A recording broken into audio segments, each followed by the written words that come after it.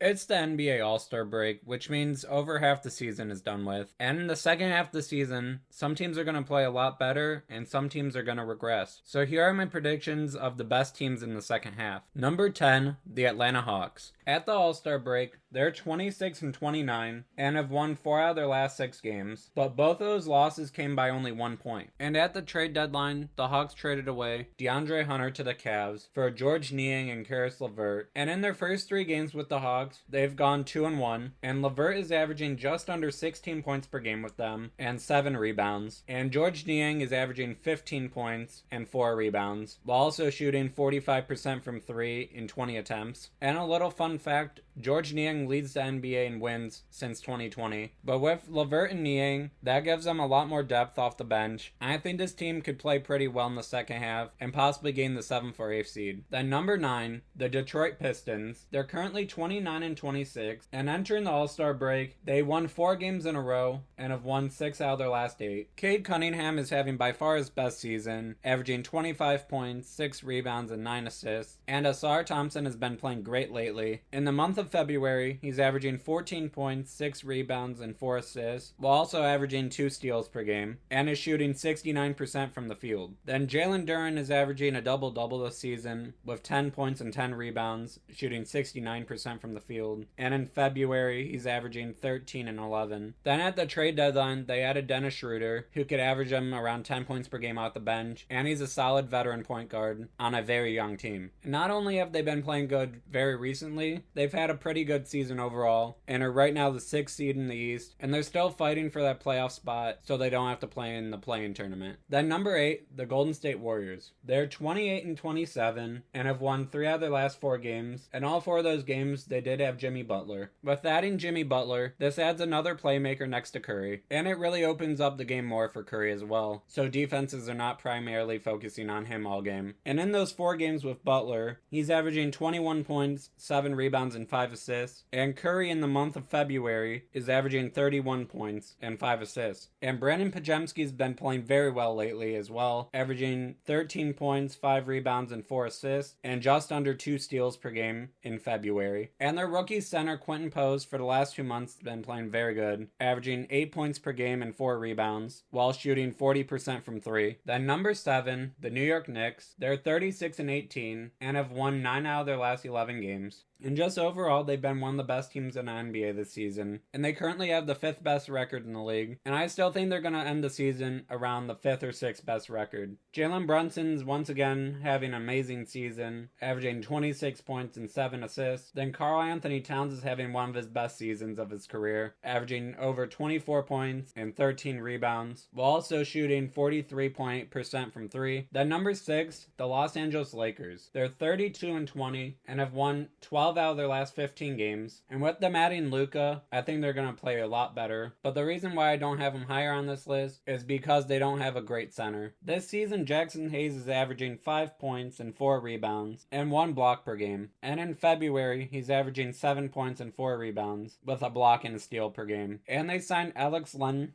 and he's an okay backup center, but I still think they're going to be a very good team and have a great second half. Then number 5, the Memphis Grizzlies. They're 36 and 18 and have won 11 out of their last 14 games and have the 4th best record in the NBA. And I think they're going to stick around that same place for the rest of the season, but they really need to get Ja Morant healthy. He's only played 32 games this season, but when he's playing, he's averaging 20 points, 4 rebounds, and 7 assists. And Jaren Jackson Jr. is having his best season, averaging 23 points, 6 rebounds, 1.6 blocks, and 1.3 steals per game, and is shooting 36% from 3. Then Desmond Bane's averaging 18, 5, and 5, and they have a very deep roster as well, with Santi Aldama, Jalen Wells, Scottie Pippen Jr., Gigi Jackson, Zach Edey, Luke Kennard, and Brendan Clark. Then number 4, the Boston Celtics. They're 39 and 16. They have the 3rd best record in the NBA and have won 7 out of their last 8. Once again, Jason Tatum's having a great season, averaging 27, 8, and 5. Then Jaylen Brown's averaging 23, 6, and 5. And they also have a lot of depth on this team as well. And they've recently signed Torrey Craig, which gives them another wing and makes their team even deeper. Then number 3, I have the Cleveland Cavaliers. They're 44-10 and are tied for the best record in the NBA. And even though I think they're not going to have the best record in the second half, I still think they're going to have